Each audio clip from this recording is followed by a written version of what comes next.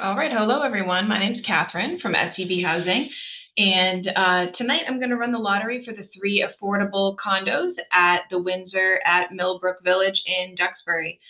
So I'll get the lottery underway in just a few minutes. First, just want to give you some information on who applied and what to expect in the next steps. So if you have any questions during this meeting, you can go ahead and either type them into the Zoom chat, or you can unmute yourself and ask the question. And so yeah, first just want to give you some background information on the lottery, how many people applied, all of that. This information is going to be sent to you in a email as well, so you'll have the overview. But so everybody should already have their lottery application number. If you were approved for this lottery, that was sent to you by email. Your number is between A.001 and A.012. Because there are 12 completed applications for this lottery. So there's going to be 12 households in the lottery. There's 3 affordable units. There's 2 two-bedroom condos. And for those 2 bedrooms, we had 8 completed applications. 5 of those applicants are either a type 3 or type 2 household, which I'll mention what that means in just a minute. And then there's also 3 type 1 households on that 2-bedroom waiting list. So for the 2-bedroom waiting list, type 3 and type 2 households have priority over the type 1 households. When you completed your application, you indicated your household type and we confirmed it for you. It was either type 1, type 2, or type 3, and it corresponds with how many household occupants you're going to have. And for the 3-bedroom condo, there were 7 applicants. 4 of those applicants were type 3 households, and they're going to have priority on that 3-bedroom waiting list. There was 1 type 2 household and 2 type 1 households. Again, all of that will be in writing to you so you could see it. And there's also a local preference for 2 of the affordable homes, the 2 bedrooms. So if you answered yes to local preference on the lottery application, and your lottery eligibility email confirmed that for you, you're not going to know exactly where you place on the waiting list on this call, but shortly after the call, everybody will receive the sorted waiting lists. So I first have to sort the results by household type, local preference, and that's the reason that during this call tonight, you won't know exactly where you fall on the waiting list, even if you were drawn first. So when I do the drawing, I'm going to be using the website random.org to complete the drawings. There's first going to be a local preference drawing. That's going to include the households who indicated that they either live in Duxbury, work full-time in the town, or have children going to school in Duxbury. So I'll insert those application numbers into a list randomizer. I'll be screen sharing it for you. That website just digitally generates a random order. So rather than drawing numbers out of a box for this lottery, in order to keep it as truly random as possible, we are going to be doing it digitally. After the local preference drawing, I'm going to insert the application numbers for everyone, not just the local preference households, but all 12 lottery households into the same function on random.org and get the order for the general lottery. It's going to be instantaneous. You'll be able to see it on the screen right away. I'll do a demonstration in a minute before I do the actual lottery, so you'll be able to see it. And specifically for this lottery, before the drawing, I need to do a preliminary local preference minority drawing, is what the program refers to it to. So I'm going to start out with that. The reason for this other drawing is because according to the Affordable Housing Program rules, the number of households who identify as a minority in the local preference pool needs to be at least as high as the Census Bureau's percentage of minorities in the area. So Duxbury falls in the Boston area, so that percentage is set by the census at 33.4%. There's 3 households who qualify for local preference. 0 of them indicated on their lottery application that they belong to a minority group. So since obviously that's 0%, we are going to need to add minority households to the local preference group. So to start out, the first thing I'm going to do is to do that minority drawing, and I'm going to take the lottery application numbers for the 3 households who identify themselves as a minority and do a preliminary drawing to add 2 of them to the local preference drawing. So I know that this is very convoluted sounding. I'm just disclosing that. It was in the information packet as well. You might have seen it. But what that minority drawing is going to do is it's going to make for a total of 5 local preference households. 2 of them will have identified as a minority, and that's going to be 40% of the 5 local preference households, which will now be over the Census Bureau's 33.4% for the Boston area. So after that minority drawing, I'll be able to go on to the local preference drawing and then the general drawing. And I'm going to share my screen real quick right now just to show you a couple of things. The first being the information packet, and then I'll also show you random.org so you can get a sense of how the lottery is going to look, the lottery drawing is going to look. So these are the waiting lists for the condos. Like I mentioned, if you're a local preference, type 2 or type 3 household, you're going to have priority on the 2-bedroom list, and then it goes down from there. If you only applied for a 3-bedroom, there is no local preference taken into consideration, so it's just going to be sorted by household type. The minority drawing was mentioned a little bit down here, so that's where I was pulling that information from. And to show you random.org, so if I go to, just pull this up real quick for you to see. So this is the very basic looking website, random.org. I'm going to scroll down to list randomizer. If I click on that, I'm going to copy and paste the lottery application numbers into this box. So just for demonstration purposes, if I were to type in 1, 2, 3, 4, 5, and click randomize, it's going to randomly sort those numbers. When I do the actual drawing, it's going to be in the form, your lottery application number will be in the form that you are familiar with. So it's going to be A.001 instead of 1. But just for demonstration purposes, I'm going to click randomize. You're going to see just, it comes back with a random order, and that's what it's going to do for the lottery itself as well. All right, so I will come back to that in just a few minutes to do the actual drawing. But a couple other things I wanted to mention as well. So the order that is generated from these drawings will allow me to properly sort the results onto the waiting list.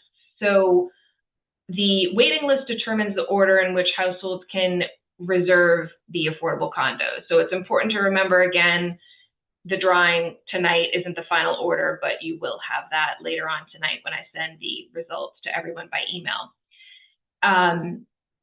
That email will also have information on next steps. It's going to have a copy of the waiting list. It's going to have a copy of the information I just mentioned about who applied. And when you receive that email, you're going to see that your lottery application number is on one or both of the waiting lists. So you're going to look for your lottery application number. In this case, all 12 households are going to be invited to move forward in the process to submit their income, asset, and tax documentation to SCB Housing. So remember that to get into this lottery, you had self-reported your income on an application and provided, of course, the mortgage pre-approval, but you haven't yet submitted your, verifying information like pay stubs and all of that. So you'll be invited to do that after today. And you might be wondering, there's only 3 condos. Why are we inviting 12 applications forward? So the reason for, or 12 applicants forward, and the reason for that is because we want to be sure that the process isn't delayed by, screening only the top 3 households who may not be qualified or interested. And, it is possible that just the top 3 households will provide all of the necessary documentation, they'll be found eligible, and will move forward to purchase the units. But so if that does end up being the case, you may be supplying information and then be approved, but won't have the opportunity to purchase one of the homes. But again, we are still going to invite everyone forward. And, our experience isn't normally that just the top 3 or the top households on the waiting list end up buying the homes. So when you're invited forward, you're going to get an email from my colleague at SCB Housing. She will be asking you to submit the information that you may have already gathered for your application. And you'll have about 10 days to get that in. But of course, we'll work with you if you have a partially submitted application. We'll work with you to make sure that you get all of that in. And of course, the lottery is just an important step in the process, but there are still a few more steps in this process to move towards closing on one of the condos. And an important note here too, this is going to be in writing in the email that's sent to you, but there is currently a construction delay for the condos at the Winsor. So we were informed this week that the first affordable home is now expected to be available in March of 2027. So and with the other 2 homes being made available in April or May of 2027. So previously, the delivery estimate for these homes was fall of this year, which would only be a couple months away. But unfortunately, there has been a construction delay. They've started them, they just are not able to move forward because of a delay with the town. So they'll be doing so soon, and we're still going to move forward with the process, the screening and reservation process, but just wanted you to be aware that the condos won't be ready for you to actually move in until early 2027. I think that's everything I wanted to highlight before doing the drawing. Does anyone have any questions on what I have mentioned before I do that? All right, I'm going to open random.org again. And I have a spreadsheet with the lottery application numbers, which I'll show you. And we'll be doing those 3 drawings now, starting out with the minority local preference drawing, and then the local preference drawing, followed by the general drawing. And again, it gets kind of confusing when we talk about local preference, but if you do not have local preference and you only applied for a 2-bedroom, you're still going to have a position on the 2-bedroom waiting list. You just will have a lower position than households who have local preference. So just keep an eye on those lists when they come to you, and just know that your application number will still be on there. All right. So I'm going to go to List Randomizer. This is my spreadsheet over here. I have the minority drawing households. So these are the application numbers for the 3 households who identify themselves as belonging to a minority on their lottery application. So I'm going to take these numbers and I'm going to place them into the List Randomizer on random.org. And that's going to be our first drawing here. So I'm going to click randomize. So this is just the minority local preference drawing to get us going. So it randomized them in the same order that I put them in. So that's the result of this. So what I'm going to do now is, just give me a moment here because I'm going to move. That obviously usually doesn't happen for a drawing because there's only 3 numbers. There's only a few ways that could have gone out there. So just one moment.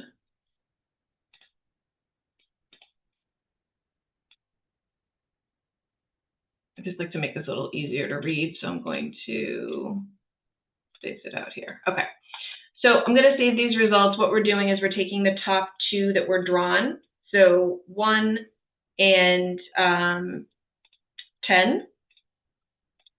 These 2 numbers are going to be added to the local preference drawing. And now I'm going to run the local preference drawing with those new numbers included, because now we have 5 households that are going to be considered to have local preference. So I'm going to put these into the list randomizer as well. And this is the local preference drawing for the Winsor at Millbrook Village. And those are the results there. Again, just give me a second to do this. Okay.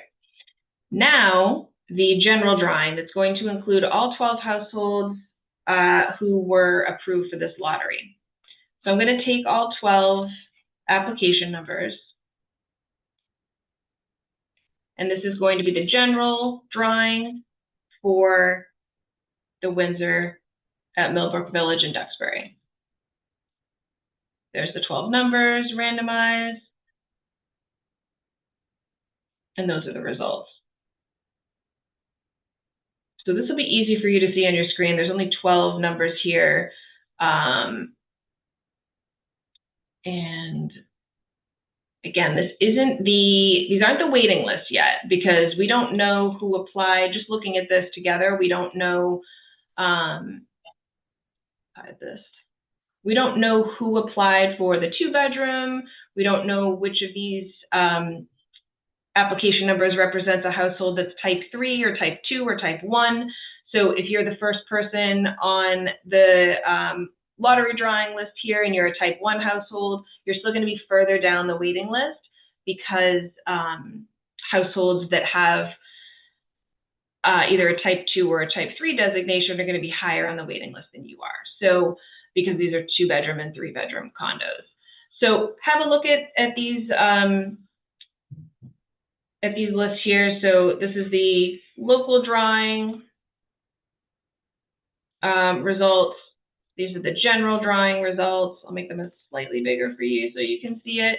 If you have questions on what you're looking at, or if you have any questions about follow-up, let me know.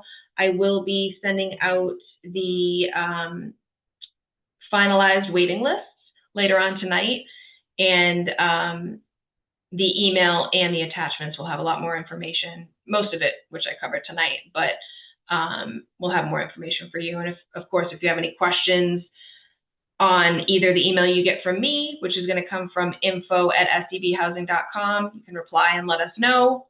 Or if you have any questions when you get invited to submit your income information, which you'll probably get that email tomorrow or early next week, inviting you forward to start the process.